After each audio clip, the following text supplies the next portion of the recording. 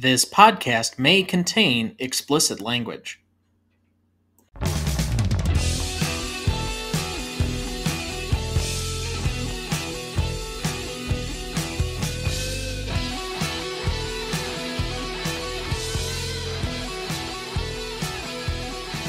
Welcome to the Greatest Movie of All Time podcast, the show that uses a unique grading style to redefine what the greatest movies are. I'm Tom Duncan. And I'm Dana Duncan. Tonight we apply our patent-pending Stanley rubric to the final movie in our month of journalism films with Spotlight from 2015, written and directed by Tom McCarthy, co-written by Josh Singer, starring Michael Keaton, Mark Ruffalo, Rachel McAdams, Liev Schreiber, John Slattery, and Stanley Tucci. Spotlight was nominated for 6 Academy Awards, winning 2 for Best Picture and Original Screenplay, making it the first Best Picture winner to win only 2 Oscars since 1952's The Greatest Show on Earth. This movie is primarily concerning the Boston Globe's initial investigation by the Spotlight team of the Catholic Church sexual abuse scandal. Dad, what historically do you remember about this and this period of the, early aughts as this was just kind of starting to come out? Oh, it came out before that. It started back in the 80s where there were rumblings and there were priests being accused, but it was very spotty. It would be one here, and then all of a sudden, as the late 90s started, it became more prevalent in different areas, in different communities. Then about the time this took place, it came out in just droves. And it became rather significant very quickly. And it became very clear that this was a systematic problem and not limited to a few bad apples. So the course of the movie takes place primarily in 2001, but I believe the initial article by the Spotlight team happens in either late 2001 or very early 2002. And 2002 became a very defining year for this particular scandal as it relates to Boston. But that means this has been around for 20 years of my 32-year life.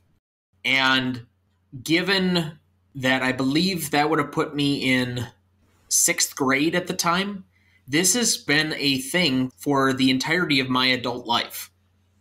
I mean, that makes sense. That's pretty common for your age. But again, like I said, there were allegations made here and there, and it extended back further than that, but it has become pretty clear and pervasive over the last 20 years. And it's become obvious that what's taken place is that there's a significant portion, and I guess that's the question. I mean, in the movie they talk about 6%.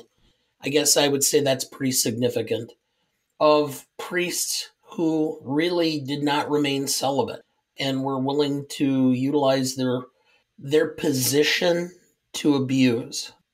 So first off, the figure that you cite from the movie is only of those that are potential child abusers, not those who are not celibate. And I do have some facts and figures on that for later on in the Did You Know section, but it's actually much higher than that as far as the degree to which religious celibacy among the priesthood is somewhat of a fallacy. But that's why the Catholic Church is the only denomination that maintains that. That being said, I think the biggest part as to what it relates to this movie is maybe then not, because even the movie insinuates that they were publishing articles on the Catholic priests and some of these scandals, but it was on an individual basis as opposed to the system that protected them, one, which is, I think, the biggest part of what this movie brings out, but two, the widespread nature by which it infected the Catholic Church. Correct. I mean, the lack of celibacy within the priesthood has been a common theme for decades, longer than that. One of the most popular miniseries of the 1980s was The Thornbirds with Richard Chamberlain. And that was about a priest who gets involved in a love affair with a woman in his parish. So I think one of the other things about this movie that is very telling to me is the way it portrays investigative journalism comparative to other newspaper reporters. The fact that we had a special team that picked its own projects and would sometimes work 6 months to 2 years on one particular subject and not really produce a lot of material. That's just not a common activity within most journalistic entities that I can remember. This clearly was a very specialized unit within the Boston Globe. But given how we've seen investigative journalism be treated over the last 6 years and its importance in not only uncovering stories about the Trump White House, or for that matter, the Me Too scandal and specifically the Harvey Weinstein of it, why are we not spending more resources on this kind of work? Because ultimately it's an issue of ratings and viewership and readership. I mean, we spent last week studying or reviewing Network, which was all about the need to have viewership and ratings, and putting that kind of money into these type of projects, while they're important, is it actually producing results which are measured by viewership and how many readers they have? I mean, the most telling one is the Washington Post and all the stuff they've done. The Pentagon Papers, the Watergate scandal, they were bankrupt. I mean, they basically were taken over by Jeff Bezos for nothing because they just couldn't make a go of it anymore. And Bezos made his money because he had the ability to know how to gear the newspaper to an online system that would generate revenue so that it would become either profitable or at least not lose money. And so that's what the problem is. I mean, if you put this kind of resources into a project like Spotlight, is it driving more readers? And if not, it's going to be hard for a publisher to continue to put money or resources in those, no matter how good a work they do. Well, let me introduce another aspect that we haven't really discussed throughout any of our journalism movies so far that I think is a important characteristic of modern journalism, and that's speed. I don't think that the salacious details that they're uncovering in investigative journalism is not salacious enough for readers. My thinking is, though, that because something like Spotlight can take anywhere from 6 months to 2 years to really get its teeth into something and make a thorough investigation, that's not enough content churned through on a daily basis that can keep up the readership in between those projects. And so by extension, it's not that they're losing readership based on what they're doing, but it's just not continuous enough of the content feeder machine that you need in order to keep regular subscribers or viewers. Well, and that's exactly the point I was making, which is if you're only producing stuff here or there, in the in-between times, what's the incentive for readers to continue buying that newspaper? So what is your relationship to this movie? I saw this when the Academy Award conversations were beginning. I was trying to see all the Academy Award nominees. You had seen it first. I had watched it. And then after that, I watched it again. I don't know, maybe it was about a year later on Netflix, which I thought was even more amazing because it was the first time I had just gotten a 4K television. So I'd actually got to see it in that 4K and just could not believe the difference even between just high def and 4K high def. Seeing it twice within about a year, that's the relationship. I thought it was extremely well done. And going back to that time frame, this was the film that I thought was the best film of that year, although I thought The Big Short was an excellent film as well. And I think The Big Short would have been my second choice. Spotlight was my first. I would agree. I think the biggest issue we had at the time, and like you had said, I saw this before you and thought this was the best movie that I saw. I really enjoyed The Big Short, but I thought this was just a slightly better film.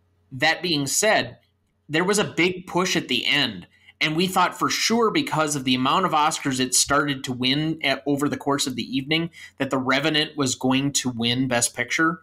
And neither of us thought that that movie was particularly good. We thought that the cinematography was great because it was the guy that had worked the year before on Alejandro González Iñárritu's Birdman that won Best Picture. He came back and I think won again for cinematography and won for the same director's movie. The Revenant is very different from Birdman, I'll say that much. But I think the only thing that anyone's ever going to remember about The Revenant is that it was the movie that finally got DiCaprio over the hill as far as his Oscar. But it's not even a movie I would nominate to be on our list to cover during the course of the show. It's just not a particularly good movie. No, and for a performance, DiCaprio had probably a dozen films that I thought he did a better job. I mean, the only thing he did in this was move about and grunt. He had to show a lot of emotion through facial and body language, okay? But he was put through a lot of extreme conditions and had to convey a lot without saying much, which is unusual for a Best Actor winner. Most of them are done based on a lot of dialogue and a lot of emotional dialogue. There was not that in this film. And so while I agree it's not his best performance, and to be quite honest, it's his version of A Scent of a Woman, it's not that his performance was bad. I won't go quite that far, but the movie's just not that interesting because it's basically a survival movie for him out in the wilderness and figuring out how to come back and essentially have his revenge. And yet there's really not much that's going on in the film as far as dialogue. It's a lot of action, and it's frontier action, which is kind of limited. could have been worse, could have been frontier gibberish. Anyway, this is the movie that we're not discussing this evening, so let's get back to Spotlight here. So then, what is this movie about? Well, it's twofold. It's one about journalistic excellence, and it's two about sometimes going against the grain in order to uncover the truth. Well, I think it's the powerful role that investigative journalism has in uncovering systemic abuse within strong institutions. In this case, yes, it was the church, but I think at the time, and it's a very apt connection, this is our modern version of All the President's Men. It's not as acclaimed of a film, and I think All the President's Men will have a higher place all time, but I don't think it's any less watchable because this is interesting, and it has a lot of the same touch points of how the movie's constructed and how things are kind of put together, how the investigative team interacts and the interviews that they hold, and that they're constantly being shadowed or followed. And these movies are always going to play well, particularly with Hollywood. Well, yeah, I get that, and it's placing journalism in a high profile and pointing out the effectiveness of what journalism can be. The only problem I have is that sometimes it portrays it beyond what is reality. I think for large part, journalism is not as altruistic as it is in Spotlight. It's a lot of covering the minutia. It's a lot of just putting stuff in print to inform people about basic things. And I think it kind of puts more onus on investigation and a particular area and makes it more, it emphasizes it when it is out of the ordinary, I'll put it that way. So it basically makes it sexy. Correct. Because I can't tell you, I mean, most of the time, in my dealings with the press, and I've dealt with the press for years for various things, probably most of my adult life, they get more wrong than they get right, at least in some cases. And it's very rare that you get this elite group that actually goes beyond just the mundane and does something more impactful. So let's give everybody some background on the film then. Do you have our plot summary ready for us? I do. When the Boston Globe hires a new editor, Marty Baron, Liev Schreiber, he encouraged the Spotlight team of crack investigators and reporters to pursue a story which would implicate the Catholic Church in systemic sexual abuse and subsequent cover-up, primarily of children. The team of Walter Robby Robinson, Michael Keaton, Michael Rezendes, Mark Ruffalo, Sacha Pfeifer, Rachel McAdams, and Matt Carroll, Brian Darcy James, at first find only one or two priests who abuse children, but soon discover the magnitude of the abuse with the help of lawyer Mitchell Garabedian, Stanley Tucci. As the team pursues support for the story, they face wide-ranging roadblocks set up by the church, even within the courts, the greater Boston community, and the local government. Thank you. Cast for this movie: Mark Ruffalo as Michael Rezendes, Michael Keaton as Walter Robby Robinson, Rachel McAdams as Sacha Pfeifer, Brian Darcy James as Matt Carroll, Liev Schreiber as Marty Baron, John Slattery as Ben Bradley Jr., Stanley Tucci as Mitchell Garabedian, Gene Amoroso as Stephen Kirkchin, Jamie Sheridan as Jim Sullivan, Billy Crudup as Eric McLeish, Maureen Kyler as Eileen McNamara, Richard Jenkins as Richard Sipe, uncredited, Paul Guilfoyle as Peter Conley, Len Cariou as Cardinal Bernard Law, and Neil Huff as Phil Saviano. Recognition for this movie: Spotlight was wide released on November 6, 2015. The film grossed $4.4 million in the first weekend during its wide release, finishing 8th at the box office. Spotlight grossed $45.1 million in the US and Canada and $53.2 million in other countries for a worldwide total of $98.3 million, against a production budget of $20 million. The Hollywood Reporter calculated the film made a net profit of up to $10 million. Spotlight has been critically acclaimed and has been included in many critics' top 10 film lists of 2015. The film has received over 100 industry and critics awards and nominations. The American Film Institute selected Spotlight as one of the top 10 films of that year. At the Academy Awards, the film received 6 nominations, including Best Picture, Director, Supporting Actor for Mark Ruffalo, Supporting Actors for Rachel McAdams, Original Screenplay and Film Editing, winning Best Picture and Original Screenplay. At the time of its win, the film had made $39.2 million at the North American box office, which made it the second lowest domestically grossing film, adjusted for ticket price inflation, to win Best Picture within the past 4 decades, after The Hurt Locker won it in 2009 with only $17 million. Spotlight currently holds a 93% among critics on Rotten Tomatoes, a 93 score on Metacritic, and a 4 out of 5 on Letterboxd. Did you know? The screenplay for this film was featured in the 2013 Blacklist, a list of the most liked unmade scripts of the year. Did you know? Director Tom McCarthy cited multiple films as influence on this project, including Frost Nixon from 2008, Broadcast News from 1987, Network from 1976, All the President's Men from 1976, The Killing Fields from 1984, The Insider from 1999, Citizen Kane from 1941, Ace in the Hole from 1951, JFK from 1991, The Verdict from 1982, and Good Night and Good Luck from 2005, in which McCarthy had a small role. Did you know?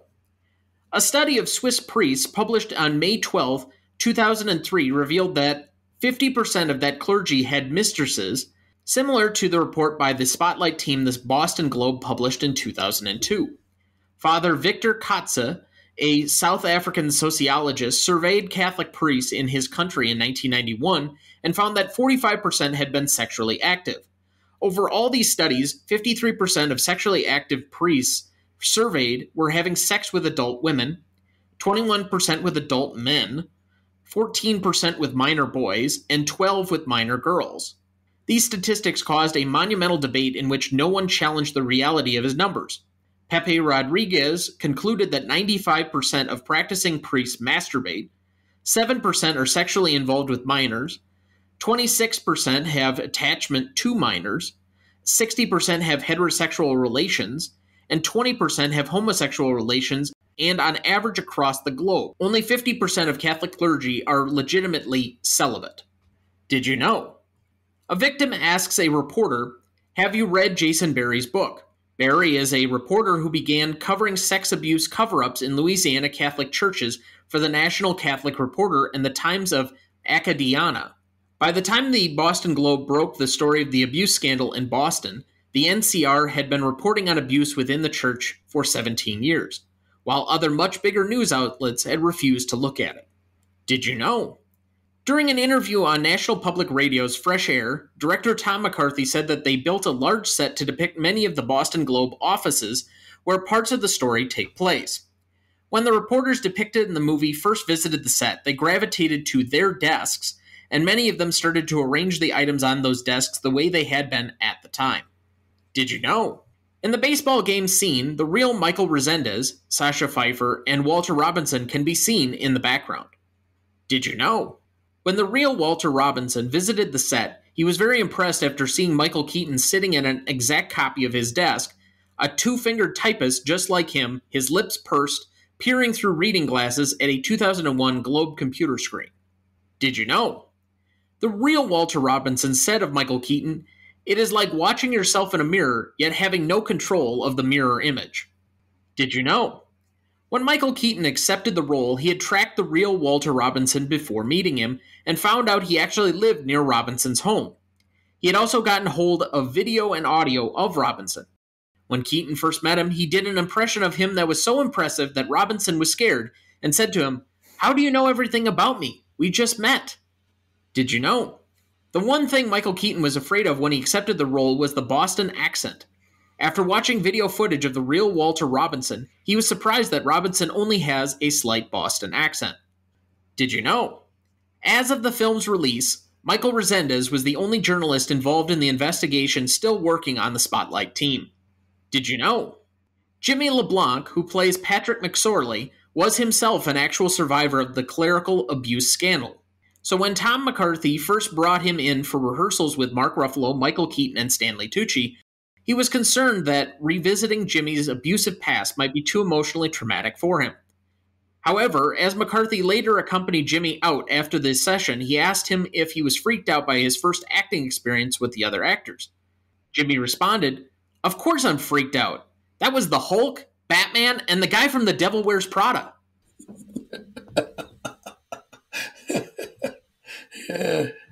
And with that, we'll take our first break and we'll be right back. Before we jump back into the episode, next week we will be discussing The Great Escape from 1963 for Veterans Day, directed by John Sturges, story by Paul Brickhill, starring Steve McQueen, James Garner, Charles Bronson, Richard Attenborough, James Coburn, and Donald Pleasance. You won't want to miss that one, so watch ahead of the show by searching the Real Good app to find where it's streaming for you. That's REELGOOD. Dad, best performance, who do you have down? Mark Ruffalo. There was so much about this performance that was very emotional and raw. I think this is probably one of the best acting performances of Mark Ruffalo I've seen. How much acting do you have to really do to be the Hulk? But this went down to more of his more raw acting abilities to show his indignation and his passion about the story. So I thought his performance was exceptional. It's no wonder he won the Academy for Best Supporting Actor for it. He did not. Oh, well, excuse me. It's no wonder he was nominated for Best Supporting Actor. Yeah, he is. I think this is his only nomination to date, if I remember correctly. Most of his films have been fairly easygoing, popcorn-esque stuff. No, excuse me. I take that back. I think he was nominated for, was it Dreamcatcher? Or, no, excuse me, Foxcatcher, the DuPont story. Yes. And the American Wrestling Team. Anyway, beside the point. There are not a lot of movies that Mark Ruffalo has gotten to show his range, and one of the things that was striking to me that's comparatively different to just about every other role, he seems like he's a guy that's fairly comfortable in his own skin. This is a movie where he's playing out of character the whole time. That he seems like he's very nervous and anxious with everything that he does. And I think if we were to have video comparisons against the real Mike Rezendes, I think that we would see him as a potentially anxious individual. So I think that goes into his performance a lot too, but it also creates a certain tone, an unsettled nature, a guy that always wants to push, and he's nervous about a whole lot of things potentially going wrong with any of his stories, but that makes him good at his job, is that sense of fear and apprehension that's always lurking around every corner. And so I thought that was one particularly good aspect that he got a hold of for this movie. Now, there are certainly a couple of scenes where he really dials it up and pushes, I would say, a little bit too far, to the point of maybe some overacting, particularly the very famous "they knew" speech. But we'll get to that later in best quotes. Yes. I had him as my best secondary performer. My best primary performer, or best performer overall, I actually had Tom McCarthy. I think it's difficult to create a modern version of a beloved film. And I don't bestow it with the title of the modern All the President's Men lightly. That is a movie that is so mythologized, particularly among journalists, that it's tough to create another movie that gets the tone correct, let alone all of the writing. Now, there were some creative liberties within the structure of the screenplay, but I think I also saw somewhere that somebody did an estimate as to the screenplay's accuracy on historical events, and they came back with that like 76%. And yes, I know that's a really specific number, but like 76% of the script was entirely accurate as to what actually took place. So for you to work within the bounds of actual reality, create an entertaining and frankly rewatchable screenplay, set a tone that is respectful of the topic and the subject that you're commenting on, but also makes it entertaining and at the same time comparable to some of its predecessors. I think that's a really difficult accomplishment that he strung all of that together. And so not only from a writing standpoint, but the direction of this movie, which I thought he actually didn't get enough credit for at the time, I thought this was a particularly good performance by him. I think he did a very admirable job. I just didn't pick him per se because, I don't know, I think that it was more collaborative, the screenwriter itself. The director had a large role in it, but I think a large part he was able, and I would give him credit for drawing out some fairly good acting performances among the cast. But that still goes to his directorship, being able to get that out of a fairly, I would say, star-studded cast. That was very diverse in experiences and backgrounds. Yeah, because I think outside of this, Liev Schreiber doesn't really do a lot of straight dramas. Most of the stuff that he's in is probably action, but then you're putting him across the table from John Slattery, who's famous for doing Mad Men, and then throwing in Michael Keaton, who's famous for doing Batman and comedies. I mean, that's a fairly eclectic group to put together, but create a fairly cohesive, and I would say charismatic ensemble. Agreed. Who was your best secondary? I had Rachel McAdams, and quite frankly, I've been watching Rachel McAdams for, I don't know, what is it, better part of 15 years or more. I think The Notebook was the first time I had ever seen her in a major film, and I actually thought this was probably the best performance she's given. It was mature, it was not, I don't want to use this term inappropriately. I mean, at times her characters are not overly serious. So I don't know if she's ever actually had to perform anything that was of substance. And I think this is the first time she actually had a part that had real meat, and I thought she rose to the expectations. So I thought if there's one thing I could really say about her performance, and I could give or take, I didn't think that she detracted from the film in any way. I didn't think that she overly supported it. But I think one of the few tones that she struck well within this movie is that she created an empathetic vulnerability that you have to have as a reporter and treated the subject matter fairly. A lot of the juicy parts of this movie were not written for her. She was, for most of the time, a background player. And while she did get a few scenes, they were mostly her being the listener and putting down some shoe leather. But for the most part, she was not going to be one of the primary people in this movie. This movie is supposed to be structured around Michael Keaton and Mark Ruffalo. And so her getting third, fourth, fifth billing, she did an admirable job, but it just wasn't a movie that was supposed to be built around her. I understand your point. I just think she did a very good job for what she had available.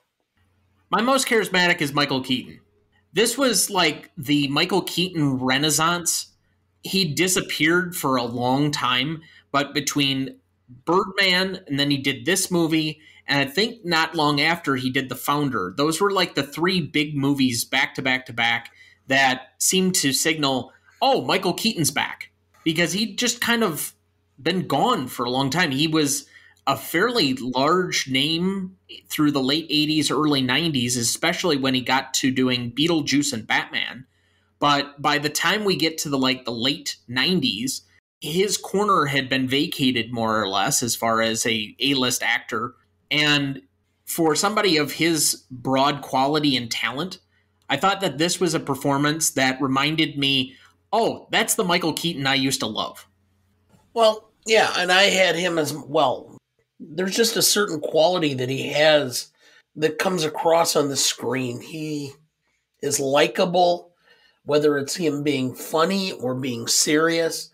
You just root for him. And I don't know what it is about him that's like that, or what causes that, or why you have a likeness to him.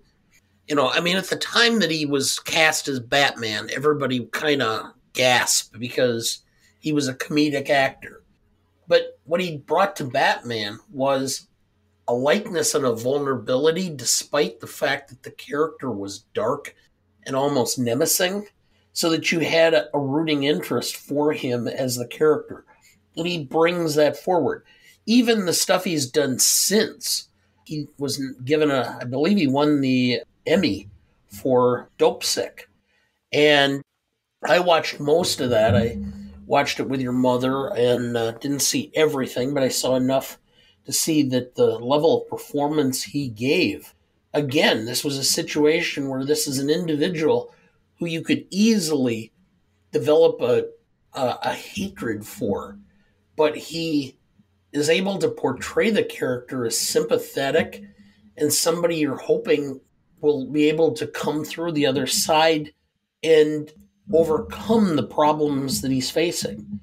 And so I think that's one of the reasons why he's so charismatic is because he has that quality that you root for him no matter what the circumstances.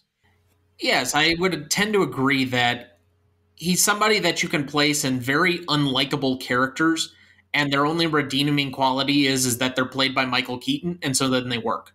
And that's a talent. Not many people have that. Best scene.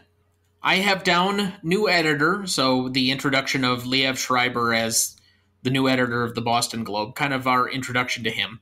Then his first real meeting with John Slattery and Michael Keaton. Can Spotlight look into Gagin? Then the first appearance of Mitchell Garabedian. Snap and the victim interview, so I kind of just lumped that all together, basically from about the beginning of the Phil Saviano interview through the end of all of the priest and victim interviews, so kind of in a lump sum because it kind of becomes its own montage a little bit. Then them discovering the directories, which I think is an important scene. Richard Sipe and the scale of the scandal. So the scene that I stopped the other day while we were watching it and kind of pointed out to you, where he's on the phone and they're really figuring out the scale to which this problem is, or this scandal is. The release of the documents. So they finally get the unsealing, but I'll even put in the letters from Cardinal Law that were put in this discovery motion. Going to print, so basically the last steps before they actually put it together and are going to put it out. And then the epilogue, which is kind of the title cards at the end of the movie. Out of these, what do you think is the best scene? I had to think long and hard because I have two scenes that I thought worked really well. The one that I ultimately did not go with was the initial with Baron meeting with Ben Bradley Jr. and Robby. Instead, I went with the whole scene of them discovering the information in the church directories, because I think a large portion of journalism and reporting of history, reporting of facts, is sometimes finding what everyone is missing that has been in plain sight the whole time. Those directories were there for years, and no one understood what they meant or the impact the stuff had on the circumstances contained within those pages.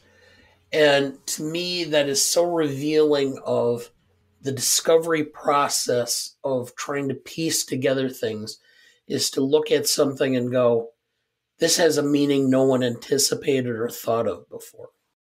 So that was not the scene that I went with before best scene, but it is probably my favorite scene because I think it's where the movie really pushes at the limits of its momentum. I think that it starts to pick up momentum right around the point where Saviano is first introduced, but it really hits top speed about the point where they start to figure out that there are these little monikers about the directories as to the codes that they use for priests who are obviously in part of this scandal. And so I think there is a sense that, oh, they've uncovered something bigger. And that's when things start to really take off in this movie. And so from a story structure standpoint, it's just one of the points in the movie where I feel like you can really, if this were on cable, and I don't think it is very often, if ever, it would be about the point where, oh, that's coming up, I'll sit down and watch, because that's going to be an important jumping off point for the rest of the movie. As far as the best scene, though, I will again point back to the one that I kind of did before and that I did while we were watching it the other day.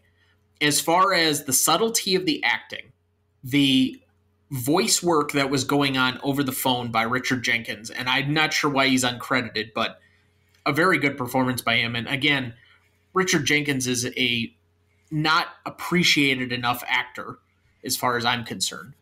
But throw in that, and then how they visually convey the scene. I thought it was very impactful for me as the scene unfolds and the camera widens on the reporters as they're trying to listen and they understand the scale to which this is finally going on. And it feels revelatory, so that this is no longer Stephen Gagin, I think it was Stephen, or one or two priests, or a couple of deals struck here or there. If we're really talking not 15, not 20, but 90 priests in the greater Boston area, now we have something on our hands that's systemic institutional abuse. And it's not just child abuse. And so for me, from an impactful standpoint, that's why I went with it as best. So what was your favorite scene then? I guess it's when Marty Baron comes into the newsroom and meets with Ben Bradley and Robby, because at that point, he more or less says, I've got this great tool in Spotlight, and I want to take the gloves off and use this to potentially hit at an issue that I think has some significance, but that everybody's been avoiding because this is Boston and this is the church. And so they kind of avoided the topic, and he is not going to have that. He is going to direct and use that. And so for me, that's my favorite scene because he has the attitude of, I don't care. I'm going to do what I think is right. Again, I'm going to need you to clarify because there are two different scenes within the first part of the movie where he sets down a marker as to what he wants done. One being when he decides in the managerial staff meeting that he, for all intents and purposes, wants to sue the church. So that's the opening one with everybody there. And then there's the individualized one where he specifically asks Spotlight to pick up the Gagin case.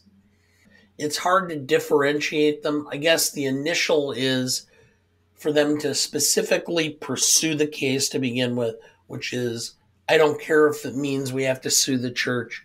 We're going to find out what's going on so that we have some idea and can actually shed some light on something that is generally considered too sensitive for a Boston newspaper to pursue. Okay. Most indelible moment for me, though, is the epilogue. It always has been. For just being a couple of title cards tacked on at the end of the movie, where in all of these historical movies or these one based on a true story and they kind of give you the rest of the story, it's the only one of real substance where I've carried it with me ever since I saw the film the initial time. And it's just due to, even though you know that this is widespread, it's how much being put in front of your eyes that is impactful and leaves a lasting impression.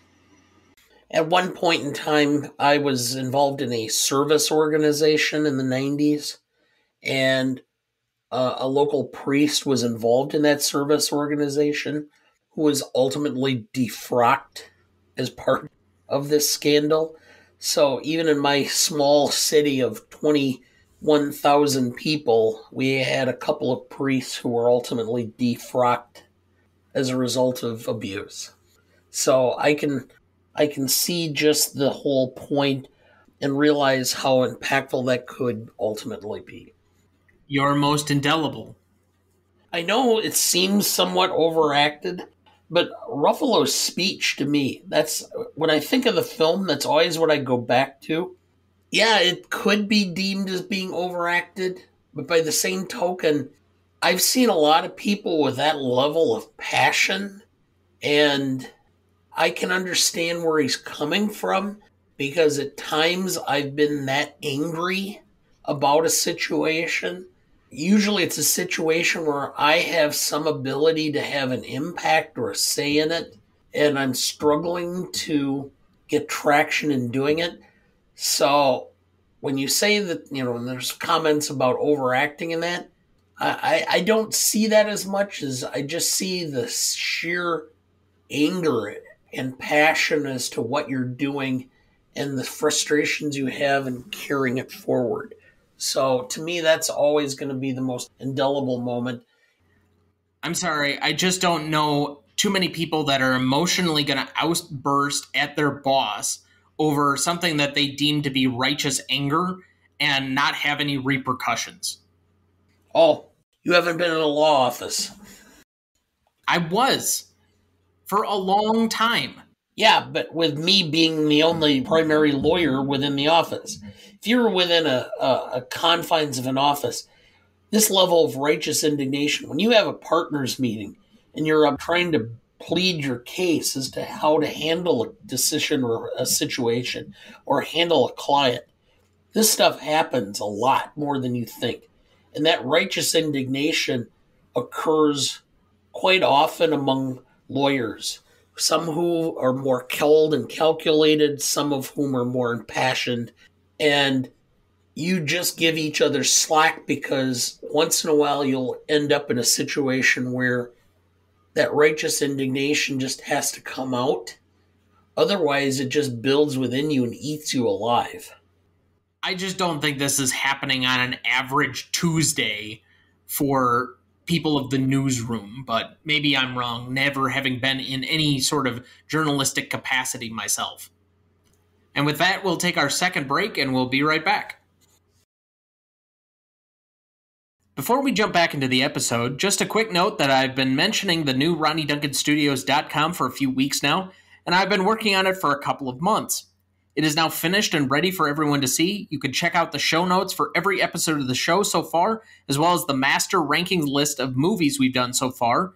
The links are right in the episode descriptions of every episode, so just click on the Greatest Movie of All Time tab at the top of the site if you go to RonnieDuncanStudios.com, and you can find everything right there for you. Please go check it out. All right, Dad, do we have anyone to remember this week? Yes, unfortunately we do. Ron Masick, 86, American actor. Murder, She Wrote, Tora, Evel Knievel, known as the king of commercials for his voiceovers. He's one of those guys that when I saw his picture, I go, oh yeah, him. He's been around as long as I have been paying attention to television and movies. When you look at a picture of him, you'll immediately recognize him from commercials, from guest appearances, from various other movies where he's had minor roles. Been actively involved in charity work with Wounded Warriors, Child Help, the Susan G. Komen Foundation, Cystic Fibrosis Foundation, Special Olympics, and the Jerry Lewis MDA Labor Day Telethon. So long career and very successful. Michael Kopsa, 66, Canadian actor, was in X-Men Evolution, Highlander, The X-Files, Smallville, and the Fantastic Four. Longtime voice actor. So he was a longtime voice actor for things including Ninjago, Alien Racers, and Princess Castle. He also did a lot of voiceover work for a lot of video games as well. Chet Walker, 68, American choreographer, actor, and director, was involved in On the Town, Pippin, and directed Fosse. Yes, he was in 4 different Bob Fosse Broadway musicals, and as a result, he was one of the perfect candidates to help be the choreographer and the director for the eventual Bob Fosse musical from 1999. He was also in the Tony-nominated 2013 revival of Pippin, where he was actually nominated for his choreographic work. I forgot to mention that Fosse in 1999 also won the Best Musical Tony Award that year. Jules Bass, 87, American animator and television producer. His Rankin and Bass Productions did Rudolph the Red-Nosed Reindeer, Frosty the Snowman, and The Last Unicorn. Predominantly brought stop-action animation and claymation to television in the 60s. He also did Santa Claus is Coming to Town with Fred Astaire and Mickey Rooney.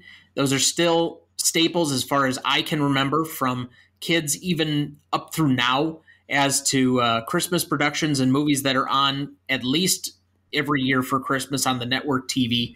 Was the business partner of Arthur Rankin in the Rankin-Bass Productions that you mentioned before, and he also won a Peabody for the animated version of The Hobbit in 1980. The next two I'm going to kind of take together. Joanna Simon, 85, American opera singer and sister of Carly Simon. The next day we lost Lucy Simon, 82, American composer, The Secret Garden, and a folk singer with Carly Simon, her sister, were the Simon sisters in the 60s, early 70s. She was also a Grammy winner for her work in 1981 as well as 83. Leslie Jordan, 67, American actor, was on Will and Grace, Hearts of Fire, Call Me Kat. Emmy winner in 2006. Was well known for guest appearances in things such as Murphy Brown in the 90s, among other things. He was certainly an LGBTQ icon who appeared as a guest judge on RuPaul's Drag Race in the early 2010s, was an Instagram famous person or personality during the pandemic for a lot of his comedic videos, and was a guest judge on The Masked Singer as recently as I think 2 years ago, as well as released his own gospel music album, Company's Comin'. And so we remember all these here for their contributions with a moment of silence here in their honor.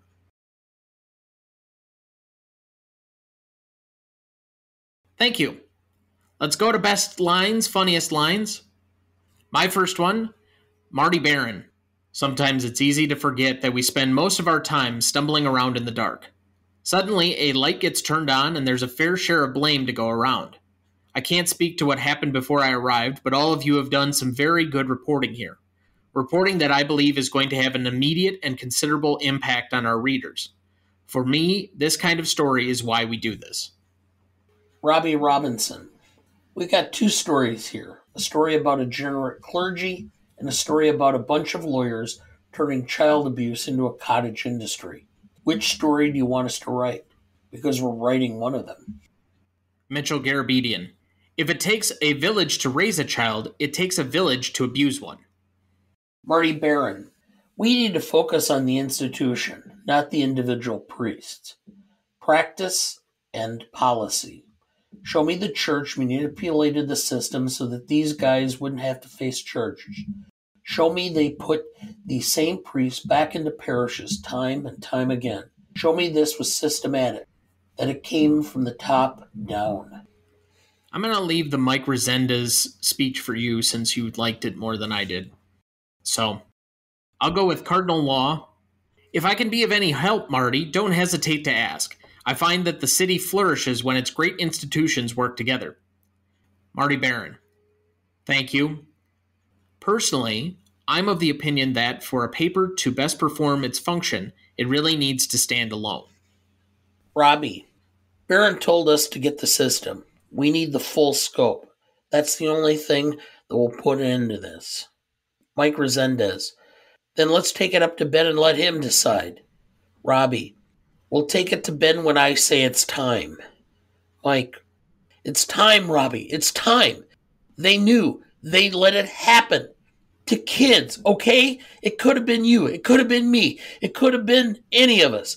We got to nail these scumbags. We got to show that nobody can get away with this. Not a priest or a cardinal or a frickin' pope. Peter Canellos. They say it's just physical abuse, but it's more than that. This was spiritual abuse. You know why I went along with everything?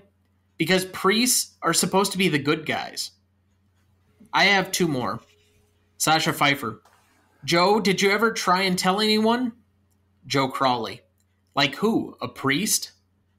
My last one. Mike Rezendes. Do you still go to Mass? Richard Sipe. No, I haven't been to church for some time now, but I still consider myself a Catholic. How does that work? The church is an institution, Mike, made of men. It's passing. My faith is in the eternal. I try to separate the two. A good lesson for us all. All right, let's go to the Stanley rubric then. Legacy is up first. What do you have down?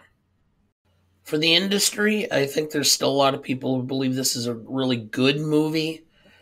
I give it a 3.5 because I think it's lost some of its luster in the last 7 years. For the public, I'm surprised at how many people really remember the film. Even people who've seen it, they'll go, oh yeah, that's a great film, or yeah, I remember that, and then really don't think about it. It's not on the public conscious. So I went with 3 for the public. In fact, I would probably even say 3 is a little high.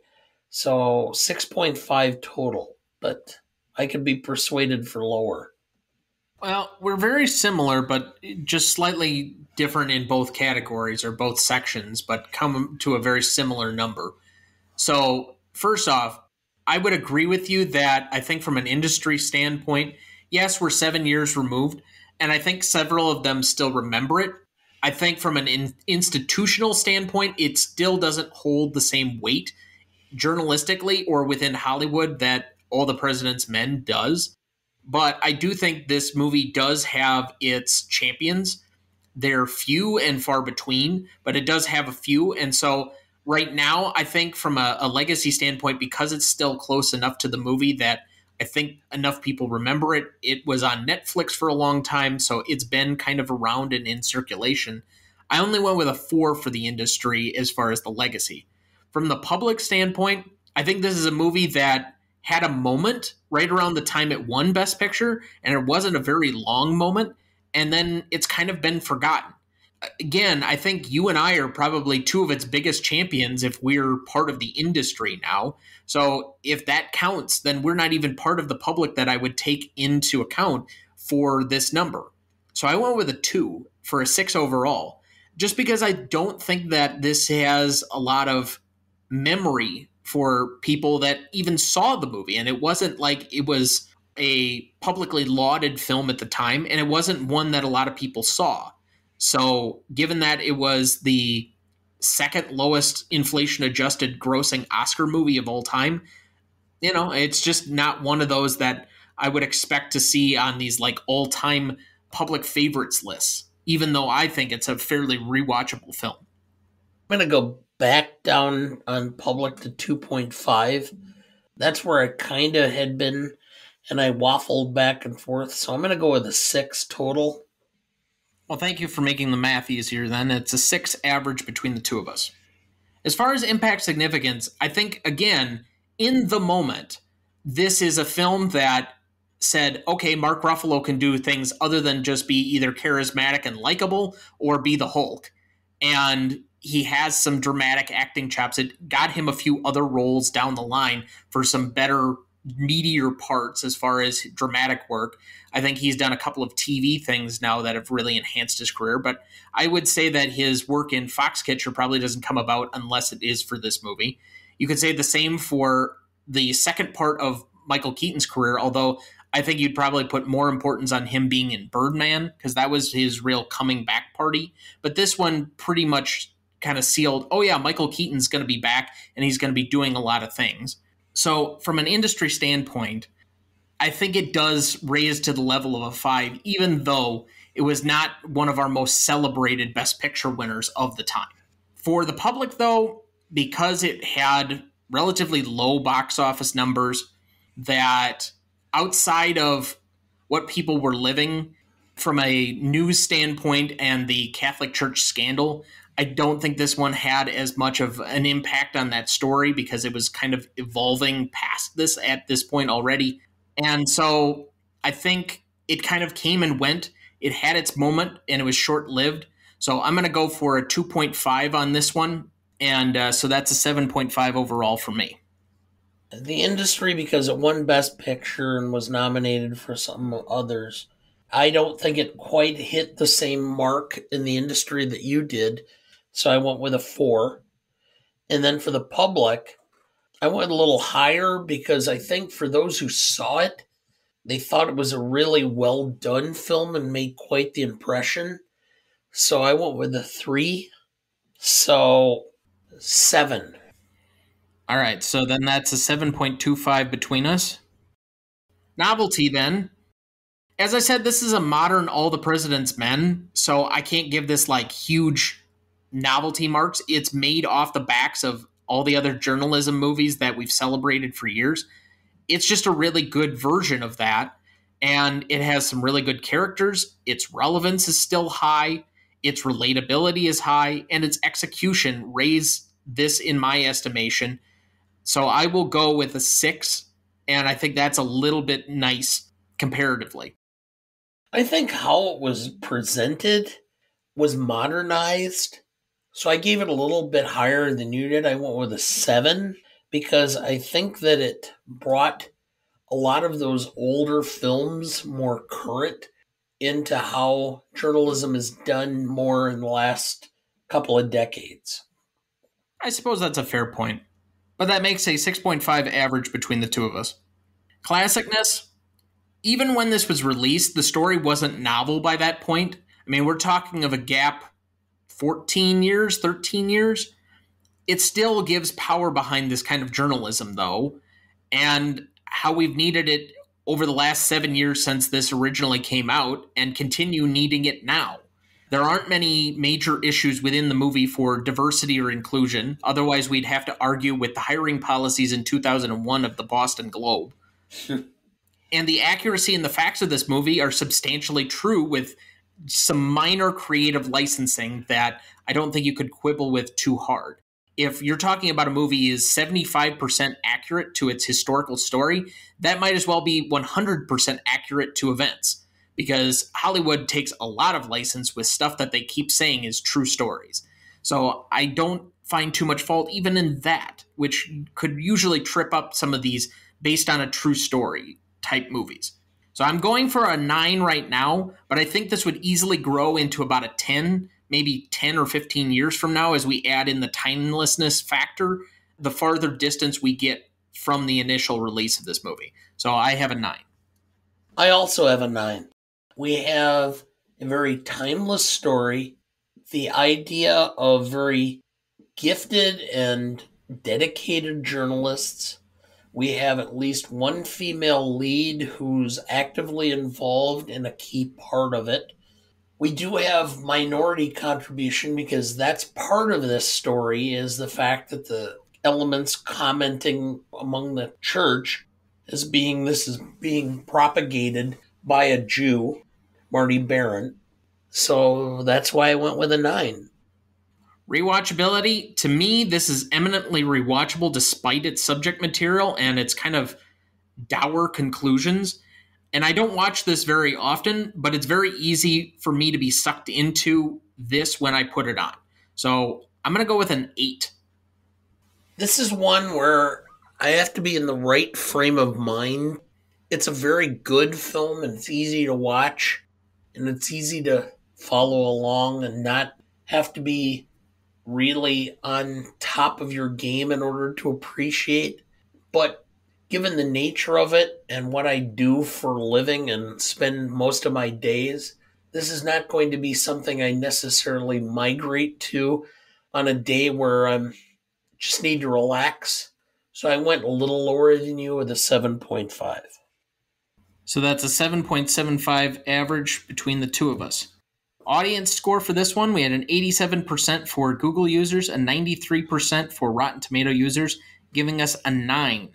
So to repeat the categories, we had a 6 for legacy, 7.25 for impact significance, 6.5 for novelty, 9 for classicness, 7.75 for rewatchability, and a 9 for audience score, giving us a final total of 45.5.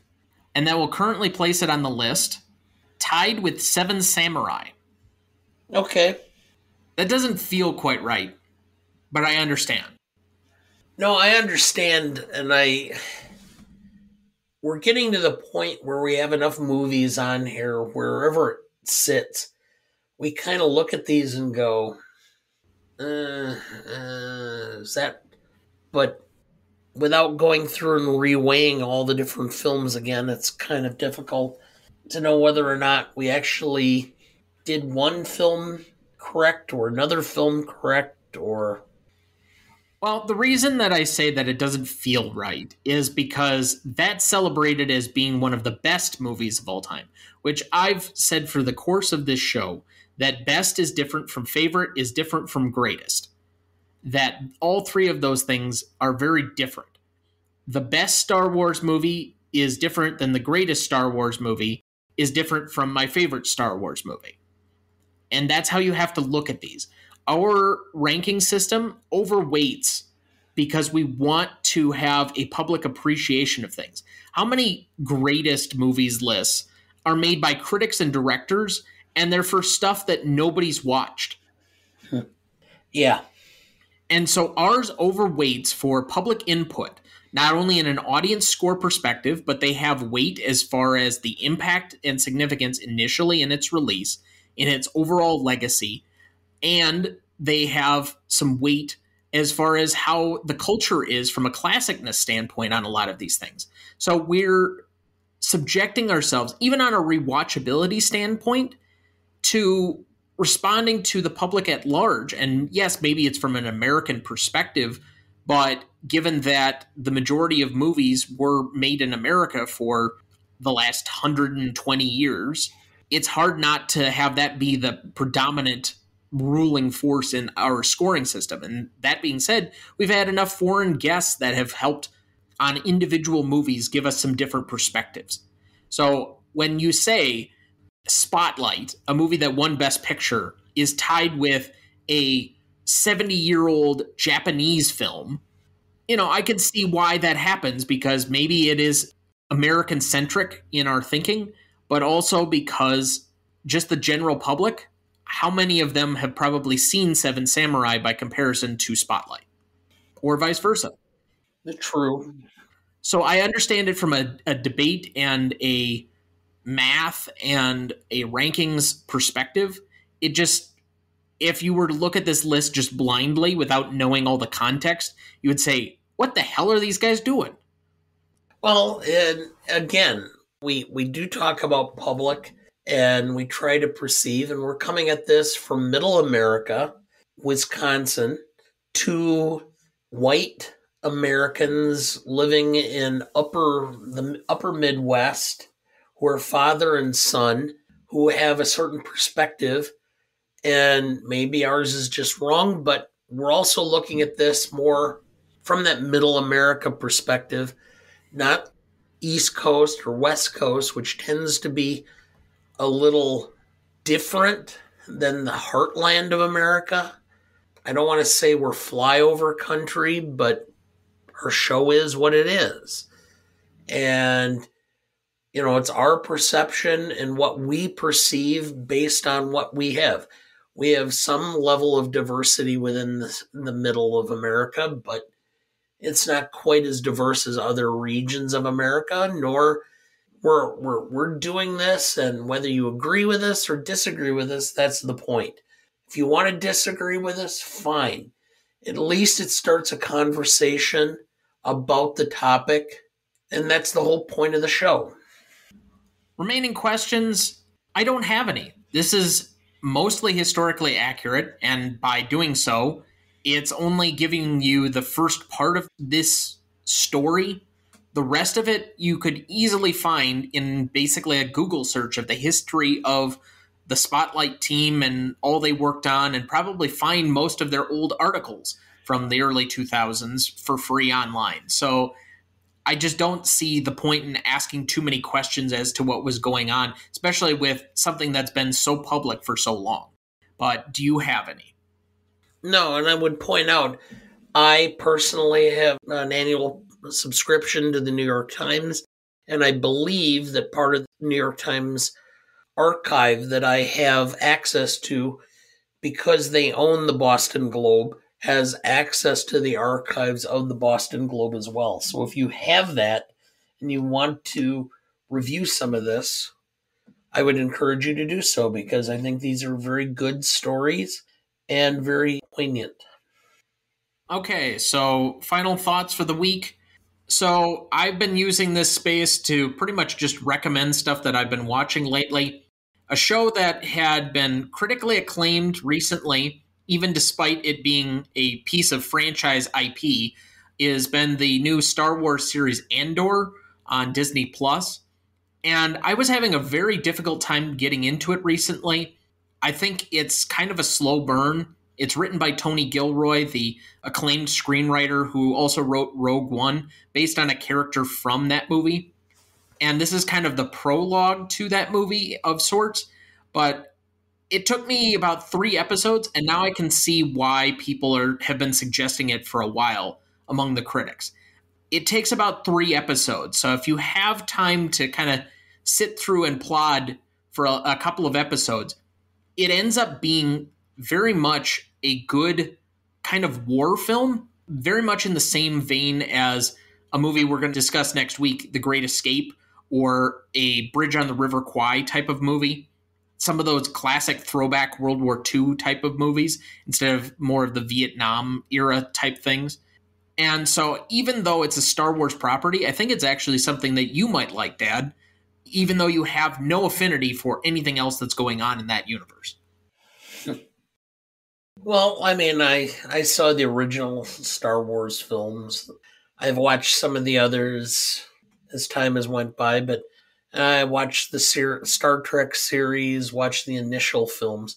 So I have some. It's just not what I migrate to. But yeah, maybe. I'm trying to keep a more open mind and trying to be more broaden my likes, dislikes, and trying new things.